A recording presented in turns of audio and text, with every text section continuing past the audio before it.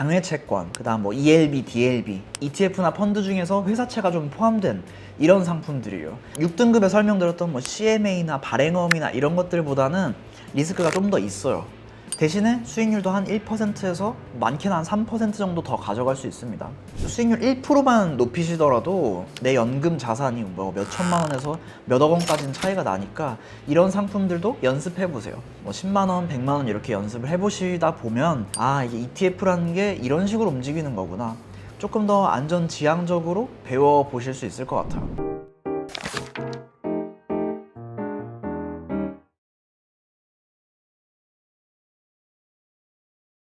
네, 안녕하세요. 원희안입니다. 오늘은 수익률 5% 이상의 5등급 저위험 상품들을 리뷰를 할 거예요.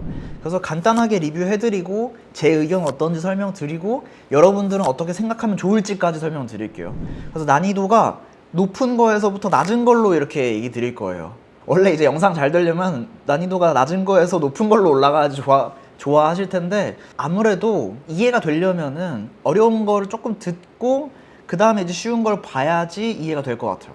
그래야지 내 상황에 맞게 내가 선택을 해볼 수 있을 것 같아요. 그래서 5등급 저위험 상품들은 제가 이전 영상에 설명했듯이 장외 채권, 그 다음 뭐 ELB, DLB, ETF나 펀드 중에서 회사채가 좀 포함된 이런 상품들이에요. 이 상품들이 6등급에 설명드렸던 뭐 CMA나 발행어음이나 이런 것들보다는 리스크가 좀 더 있어요. 대신에 수익률도 한 1%에서 많게는 한 3% 정도 더 가져갈 수 있습니다. 이런 상황이기 때문에 그러니까 안전지향적인 여러분들이 보기에는 리스크가 있다고 하니까 리스크는 좀 크게 평가하고 수익률은 조금 더 이제 과소평가하게 되는 이런 게 있는 것 같아요. 제 느낌에. 근데 수익률 1%만 높이시더라도 내 연금 자산이 뭐 몇 천만 원에서 몇억 원까지는 차이가 나니까 이런 상품들도 연습해 보세요. 이런 상품들 그냥 뭐 10만 원, 100만 원 이렇게 연습을 해보시다 보면 아, 이게 ETF라는 게 이런 식으로 움직이는 거구나. 그냥 막 미국 주식 ETF 뭐 무슨 뭐 구글, 애플 이런 거 투자했다가 갑자기 이제 하락장 오면은 막 마이너스 몇 프로 맞고 아, 나는 이제 뭐 주식이나 투자랑 안 맞는 거보다 이런 것들이 겪지 마시고 단계별로 이렇게 해보시면은 아, 이런 상품들은 그렇게 등락이 크지 않으니까 조금 더 안전지향적으로 배워보실 수 있을 것 같아요. 그래서 이런 상품들 소개를 해드릴게요. 그 다음에 이제 첫 번째 그러면 상품 볼 거는 장외 채권이에요. 이제 업데이트를 12월 9일자로 했습니다. 지금 리스트를 보면은 채권명으로 봤을 때 M캐피탈, 롯데건설, 또 M캐피탈 뭐 372-1 뭐 이런 것도 있죠. 이런 상품들이 지금 있고 증권사마다 그리고 이제 똑같은 채권명이라고 해도 이 발행한 순서나 이런 거마다 번호가 또 다르고 수익률도 다르고 투자 기간도 다르고 이렇게 되실 거예요. 근데 아마 리스트를 쭉 보고 보실 거는 M캐피탈 두 가지 상품이랑 두 번째 있는 롯데건설 정도일 거예요. 이런 채권들은 이 신용평가사에서 이 채권이 어떻다 했던 것들을 평가를 해줘요. 그래서 신용등급 이렇게 평가하는 그 평가 회사에서도 그냥 아, 얘 믿을만 하니까 A-다. 얘는 더 믿을만 하니까 A+다. 가물어하지 않을 거잖아요. 어떤 상황이어가지고 지금 신용등급을 이렇게 매기겠다. 이렇게 리포트를 내줘요. 그래서 지금 M캐피탈이랑 롯데건설이랑 리포트를 볼만 한 시점이에요. 제가 의견을 좀 드리면은 M캐피탈 같은 경우는 약간 문제가 있는데 유동성이나 이런 것들 때문에 지금 채권을 많이 발행을 한 거예요. 유동성이라는 거는 이제 돈 빌려줬던 게 만기가 막 돌아오고 이자도 이제 만기가 돌아와가지고 돈을 막 돌려줘야 되고 이런 상황인데 근데 원래는 새마을금고 중앙회에서 M캐피탈을 인수를 하냐 마냐에 따라서 신용등급 평가가 좀 달라질 거예요. 그래서 이런 리스크가 있어가지고 A- 등급으로 평가가 된 걸 겁니다. 신용평가사에서는 약간 부정적으로 보고 있어요. 이게 무슨 얘기냐면 예를 들어서 롯데건설 같은 경우는 롯데 계열사다 보니까 롯데건설이 안 좋아지더라도 계열사의 어떤 자금들이나 이런 것들을 통해서 망하지는 않게 자금을 수요를 해준다든지 그러니까 계열사다 보니까 규모도 이만큼 있고 근데 M캐피탈 같은 경우는 새마을금고 중앙회에서 뭐 우선 협상을 해가지고 인수를 하거나 이런 것들을 뭐 지연시키거나 하면은 투자자들이 우려를 좀 가질 거고 채권도 매수를 안 할 거고 이 얘기 들으니까 여러분들도 아 이런 리스크가 있으니까 M캐피탈은 투자하지 말아야지 이런 생각이 들잖아요. 그런 것처럼 좀 약간 리스크가 있을 것 같아요. 그래서 굳이 이제 두 개 중에서 비교를 한다고 하면은 저라면 롯데라는 브랜드도 있고 이 대규모 이 대기업의 계열사인 롯데건설을 조금 더 괜찮게 볼 것 같아요. 그러다 보니까 신용등급도 M캐피탈은 A-로 평가받고 있고 롯데건설은 A+로 평가를 받고 있는 거예요. 여러분들이 한번 생각해 보시고 뭐 리포트도 카페에 공유를 해 놓을 테니까 한번 쭉 읽어보세요. 벌써 근데 어렵죠. 무슨 뭐 협상이 어쩌고 뭐 인수가 어쩌고 뭐 채무가 어쩌고 뭐 부채 비율 어쩌고 이런 거 봐야 되니까.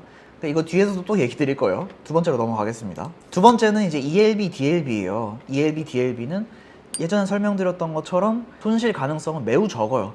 내가 막 중도 상환을 한다거나 이러면 손실 가능성이 있긴 있는데, 근데 이제 그냥 만기까지 가져간다고 했을 때는 조건 충족 못하면은 수익을 못 가져가고, 조건 충족하면은 조금 더 괜찮은 수익을 가져가고 이런 상황이에요.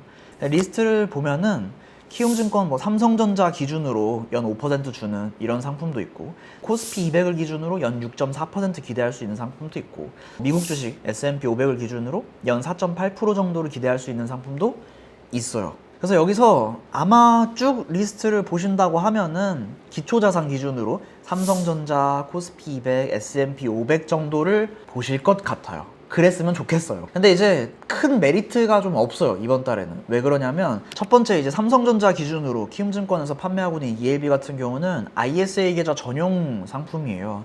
근데 예전에 ISA 계좌 영상 찍을 때도 얘기 드렸지만 ISA 계좌에 만기가 있는 상품들을 계속 넣는 건 별로 좋지 않아요. 그냥 연습 삼아서 뭐 6개월짜리 한번 넣어보겠다, 이건 나쁘지 않을 것 같은데, 근데 ISA 계좌 만기까지 계속 막 ELB 넣고 뭐 DLB 넣고 이렇게 하면서 만기를 계속 가져가다 보면은 ISA 계좌도 여러분들이 연금으로 전환할 수 있다고 설명드렸었잖아요. 그런 거를 할 때 이제 막 불리해져요. 복잡해져.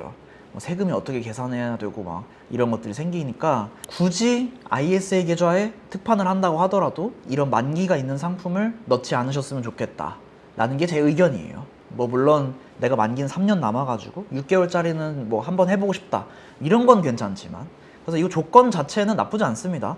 삼성전자가 이제 200% 이하인 경우는 5% 주고 200% 넘어가면 5.01% 주겠다, 이 말은 그냥 5% 주겠다는 얘기죠, 만기까지 가져가면. 그 다음에 이제 좀 연습해볼 만한 건 코스피 200 ELB랑 S&P 500 ELB예요. 코스피 200이라서 약간 애매하긴 한데 그냥 예를 들어 볼게요. 코스피로 예를 들어 볼게요. 지금 코스피 지수가 2500포인트예요. 예를 들어서 그러니까 120% 하면은 3000포인트잖아요. 2500에서 3000포인트. 그쵸?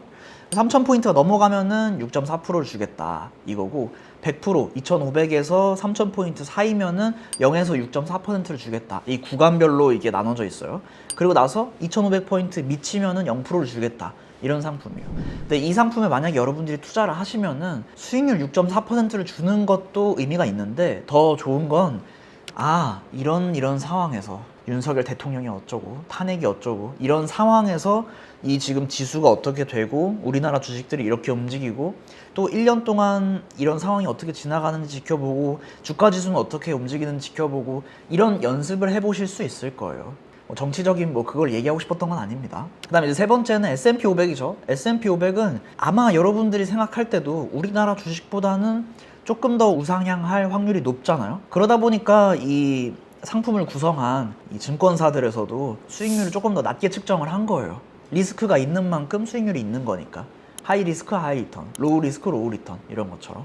그래서 이런 상품들은 여러분들 입맛에 맞게 한번 시도해 보셔도 괜찮을 것 같아요. 근데 최소 청약이 지금 100만 원짜리들이어가지고 그렇게 막 연습하기에 막 좀 약간 조금 추천한다기보단 그렇고, 그냥 한번 공부해 보셔라 이 정도면은 좋을 것 같아요. 물론 저는 추천한 적은 없습니다. 소개만 해드리는 거지. 그럼 이제 여기까지 들어보면은 장외채권 무슨 막 M캐피탈, 롯데건설 복잡하잖아요. ELB, DLB 너무 복잡하잖아요. 그런 분들은 이제 난이도를 낮춰가지고 ETF나 펀드로 투자하시는 게 좋아요. ETF나 펀드는 이렇게 주머니 같은 거여가지고 이런 채권들을 여러 개 섞어가지고 투자를 하는 거예요. 예를 들어서 이것도 리스트를 만들어 놨죠? 보면은 뭐 솔 초단기 채권 액티브라는 상품이 있어요.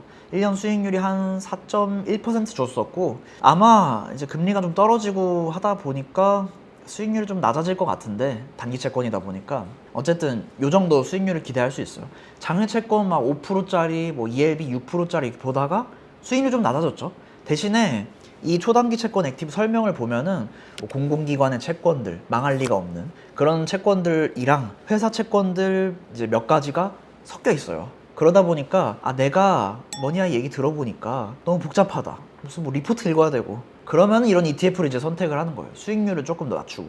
ETF를 또 이렇게 연습을 해보다 보면은 아, 내가 그냥 예금에 지금 넣는 것보다는 약간 리스크를 좀 감당하더라도 분산 투자도 이렇게 되어 있고 수익률도 괜찮네, 예금에 굳이 넣을 필요가 없겠다, 뭐 특판 이런 거 찾을 필요가 없겠다, 이렇게 경험도 해보실 수 있을 거예요. 근데 이제 이거보다 조금 더 리스크를 감당을 해도 괜찮겠다 하시는 분들은 단기 채권 펀드라는 선택지도 있습니다. 단기 채권 ETF, 단기 채권 펀드로 넘어갔죠. 단기 채권 펀드 같은 경우는 펀드 매니저들이 조금 더 열심히 채권을 고르는 거예요. 아, 이제 롯데건설이 위험한지 M캐피탈이 위험한지, M캐피탈이 위험하다고 하면은 비중을 조금 더 줄여버리고 이런 식으로 채권도 뭐 5개, 10개 이렇게 여러 채권을 이제 보유를 하고. 그래서 지금 리스트를 봤을 때 하나가 눈에 들어오죠. 이건 리뷰한 적이 없으니까 보여드리면 삼성코리아 단기 채권 뭐 증권자 투자 신탁 이렇게 써 있는 거죠. 증권자 투자 신탁이 그냥 펀드란 뜻입니다. 이 설명서를 읽어봤을 때 위험 등급이 5등급으로 분류를 하고 있어요. 여기 이제 삼성에서 이렇게 분류를 한 거죠. 딱 맞죠? 저희가 이제 의도하는 거랑. 봤을 때 쭉 내려보면은 이 펀드 같은 경우는 뭐 SC은행, NH농협캐피탈, 인천도시공사, 우리카드, 농협금융채권 이런 상품들을 보유를 하고 있고, 이런 상품들 이제 신용등급을 보면은 AA 등급에서 AAA 등급을 이제 보유를 하고 있다 이렇게 되어 있어요. 그래서 채권을 여러 개 또 나눠서 투자를 하고 있고 수익률도 괜찮게 보고 있죠.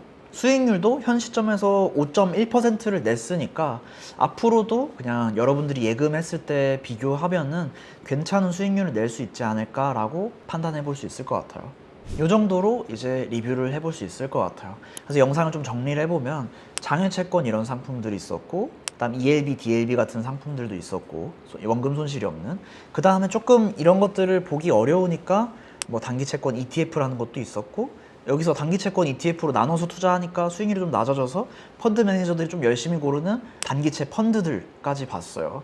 그래서 여러 가지 선택지가 이렇게 있어요. 내가 그냥 예금, 그 다음 또 뭐 CMA 통장도 만들어 보고 발행어음 이런 것도 가입을 해봤다 하시면은 이 다음 상품들 또 한번 체크를 해보시고 작은 돈으로 한번 경험해 보시면 어떨까 하는 생각이 듭니다. 아마 이런 상품들 투자한다고 하면은 뭐 왜 6등급, 5등급으로 나눴지 뭐 이런 생각 하실 텐데, 안전지향적으로 이렇게 단계 밟아 가려고 하다 보면은 이런 것도 한번 연습 삼아서 짧은 기간이어도 좋으니까 투자를 해보시는 게 어떨까 싶어요. 그리고 이거 설명하는 거 유튜브 영상으로 찍었더니 저 뒤로 밀려가지고 안 보실 거잖아요. 그래서 1,000원짜리 VOD로 만들어 놨습니다. 그래서 그것도 한번 참고해보세요. 그럼 오늘 영상 여기까지 하겠습니다. 행복한 하루 되세요.